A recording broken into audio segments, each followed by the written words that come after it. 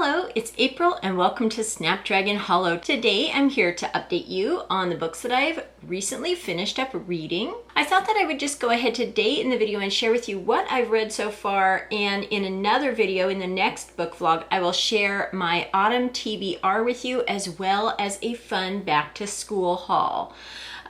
So just to keep the video a little bit shorter today, I thought I would share with you all of the books that I read since I last updated you. So the first one that I finished up, I believe I mentioned this in my last one and I said I was going to read it right away. I can't remember if I shared any of my thoughts on this or not, but it's Millie Flur's Poison Garden by Christy Mandan.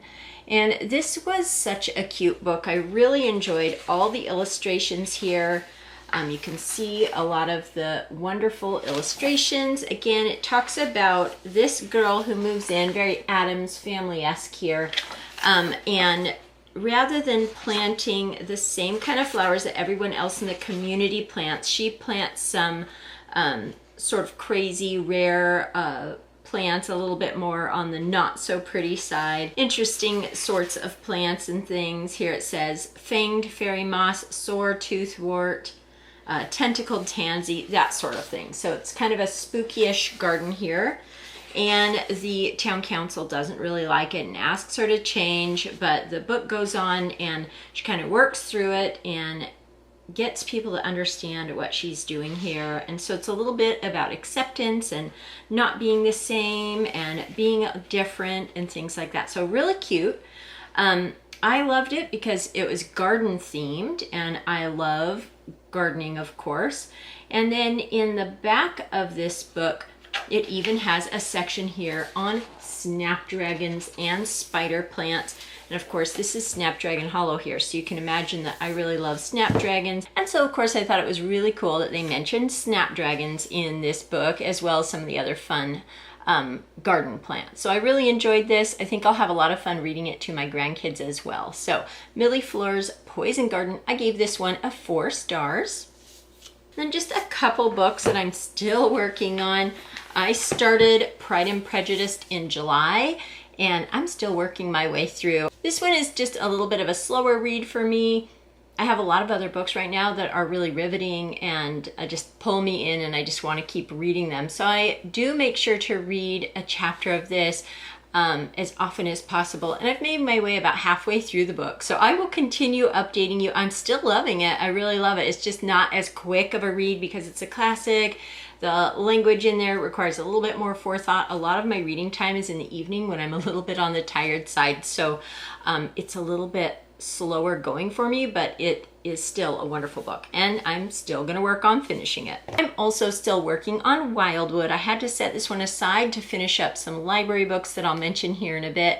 Again, I'm still reading this, and I feel like it'll fit the fall vibe. I'm very often a mood reader, and I picked this up during the summer, but I still think that it will go along fine with my fall moods as well. So I do hope to finally finish up Wildwood this month as well. The next book that I read was a library book called Home is Where the Bodies Are. You can see a picture of it here. I'm going to go ahead now and insert a clip of my review of this book. I wanted to review this book before I returned it to the library. I did, of course, finish that and get that returned to the library, and now I'll go ahead and include right now a clip on what I thought of Home is Where the Bodies Are by Geneva Rose. I finished Home is Where the Bodies Are by Geneva Rose. This was a really interesting book. It was quite a page turner.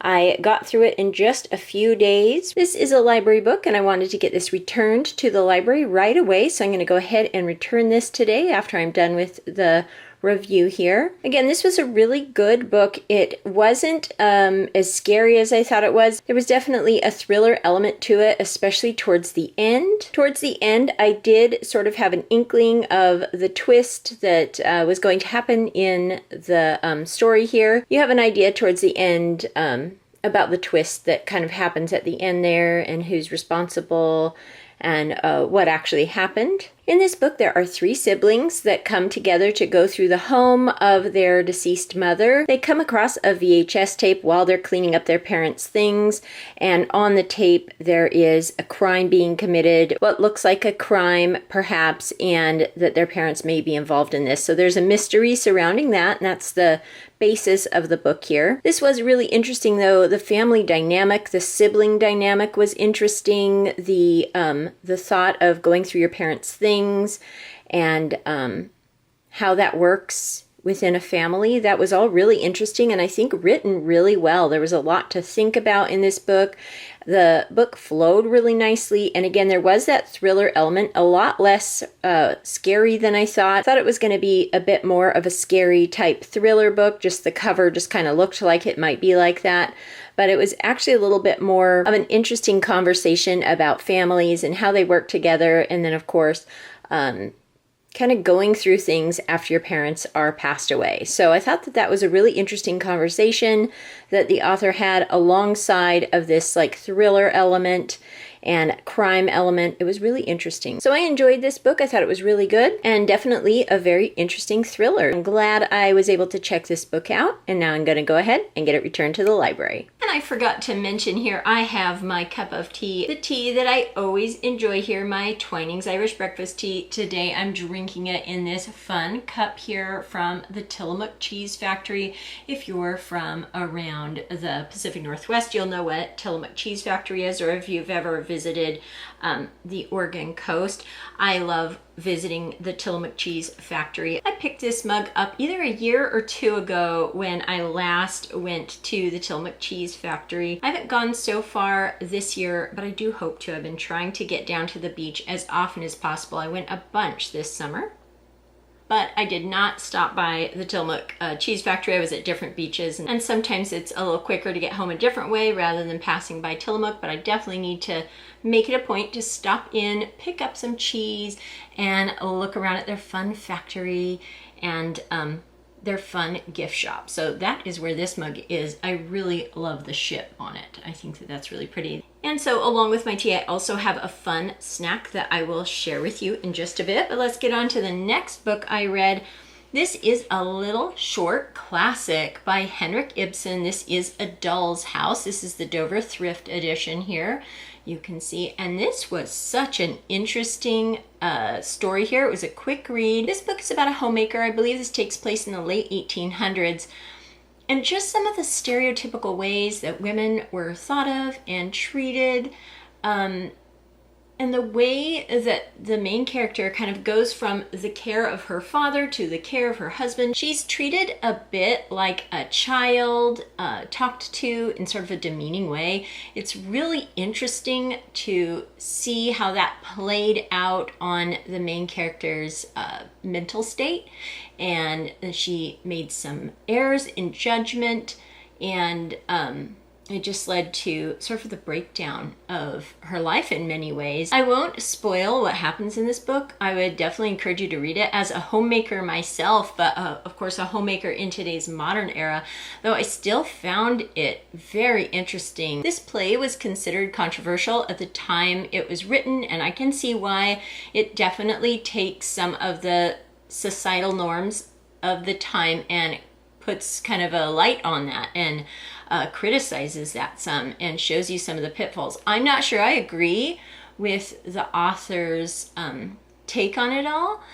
I think that her problems could have been worked out with a bit of communication and grace and other things like that. But overall, it was just fascinating to read, especially as a homemaker like the lady in this book was. Of course, she was an upper middle class stay-at-home wife. She had a nanny and I believe a maid even. So definitely different times, but extremely interesting, thoughtful book here. So I would definitely recommend this short play here, again by Henrik Ibsen, A Doll's House, and I rated that one 5 stars on Goodreads. The next book that I read was a fun one here, Twilight Falls. I was so happy to finally get to this. I brought this with me every time I went to the beach this summer. At one point, I had to actually shake out the sand because one of the times I was reading this book on the beach, it was a very windy, sandy day.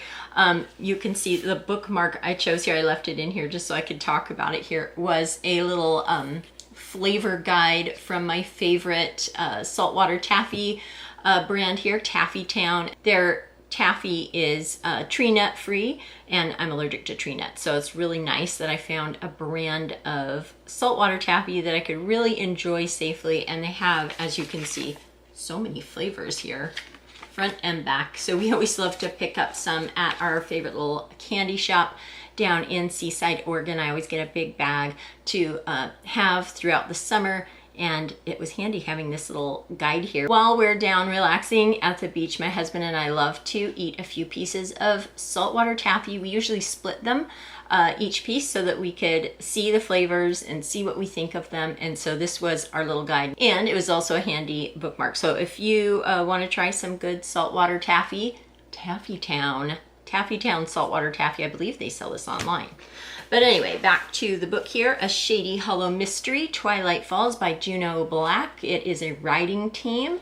They write the Shady Hollow Mystery series, which is a cozy mystery where the animals in this foresty little town of Shady Hollow are the characters. There is a newspaper reporter who's the main investigator of these crimes, and a whole other cast of forest creatures that are the characters. And these are just so fun. I always enjoy these Shady Hollow mysteries. I have one more, the most recent released one to read next. And I think this one may be one of my most favorite ones yet.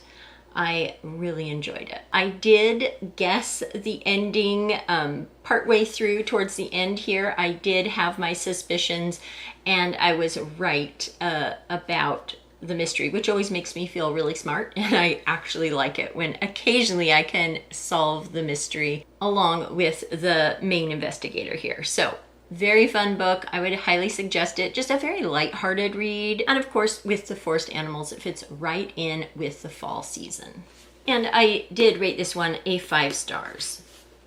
And I have 2 books left to share about, but before I go ahead and share about them, I will go ahead and share with you my fun little treat today, my book vlogging treat here. These are Aero chocolate melt. So I love the Aero bars, the chocolate bars that are full of the little air bubbles, so it makes it sort of light and soft and melts in your mouth. Well, these, I found these a couple of times ago at World Market. Now they're one of my favorite little treats because rather than a whole chocolate bar, they are these little tiny discs, these little tiny melts.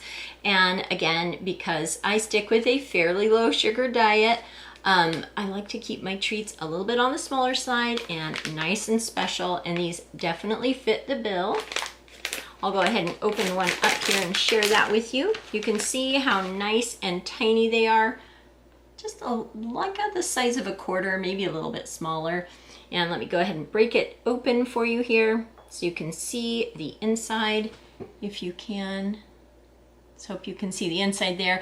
If not, it looks just like the package here. You can see very full of little air bubbles. So it is this light and melty, wonderful little piece of chocolate. I've got a little miniature Brambly Hedge autumn plate here that I just happen to have in my collection that is perfect for a couple little chocolates here to enjoy. I'm gonna go ahead and have just a tiny piece right now. So delicious and perfect with a cup of tea while you're enjoying your books. So I just thought I would share my latest favorite little treat here, the Aero chocolate melts. So again, I got those at World Market. Okay, so my next book that I finished was a really fun one. This is a children's book by Roald Dahl. This is The Vicar of Nibbleswick. And you can see that here. Again, just a tiny little book here. I enjoyed reading this one afternoon. It just had me laughing. It is hilarious. This book was written by Roald Dahl to support literacy among people with dyslexia. And so the main character here, the vicar here, has studied long and hard to become a vicar. He's gone through his schooling and he had dyslexia. So although he's worked very hard to cure his dyslexia, when he gets sent to his first parish, his own little congregation here, the stress of the job brings back some of his dyslexic tendencies, but instead of with reading, it is when he is talking, some of the words that he says will come out backwards. He will say them as though he's read them completely backwards. So, for example, being a vicar, he says dog instead of God. And you can imagine some of the hilarious things that happen as he goes around and talks to some of his parishioners, as he gives his first sermons. As a churchgoer myself, I just thought this was hilarious. The humor in this is a little bit just simplistic, but it's just so funny. And like many other commenters on Goodreads, this book just kept me laughing the entire time. It was such a fun read. This one got a high 5 stars from me and was just so fun. I would definitely encourage you to read this. He does come up with a way to resolve this. I won't spoil the ending. That is also pretty funny. This book was also one of the last books, I believe, either the last or one of the last books that Roald Dahl wrote in the last few months of his life. So that's also really interesting to read. And again, it was for the benefit of the Dyslexia Institute because literacy and reading was so important to Roald Dahl. So The Vicar of Nibbleswick, I would highly recommend this for a very fun read. And then on to my last book here today. This is a library book here that I checked out called Everyone in My Family Has Killed Someone by Benjamin Stevenson. You can see this book here. I've heard a lot about this book, so I thought I would pick it up when I saw it in the library, and I'm so glad I did. This was a really fun page turner. I thought that this was going to be a little bit more of a modern crime type thriller book perhaps, but it was just a fun, almost like a cozy mystery with perhaps a twist of Agatha Christie or Sherlock, something like that, but with a very modern narrator. It was definitely a really fun read. Again, a page turner. I had my suspicions who the criminal was in this book here, who the murderer was in this book here, but I did not see the twist at the end coming. So there was a twist at the end that was really interesting, and I liked that. So while I had my suspicions about who had done it, I thought that the twist of who done it was really, really interesting. So everyone in my family has killed someone. This is about a family who all meets up at a ski resort. A murder happens, and it has to do with a past murder and some criminal activities, as well as just other deaths that have surrounded this family here. And the main character who narrates the story, he's the one solving the mystery. He, as his profession, writes books on how to write mystery novels. So it's kind of an interesting person to narrate and lead the investigation of this book. So I really enjoyed this. I rated this 5 stars. I would definitely recommend this book for anyone who loves a good classic crime mystery novel here. Really, really fun book, and I'm looking forward to reading more books by this author. His next book, Everyone on This Train is a Suspect, I do plan on picking that one up to read, and I believe he has a Christmas one coming out next, so I'll be excited to read more by this author, Benjamin Stevenson. Everyone in my family has killed someone. So those are all of the books that I've read since I last updated you, as well as a couple that I'm still working on.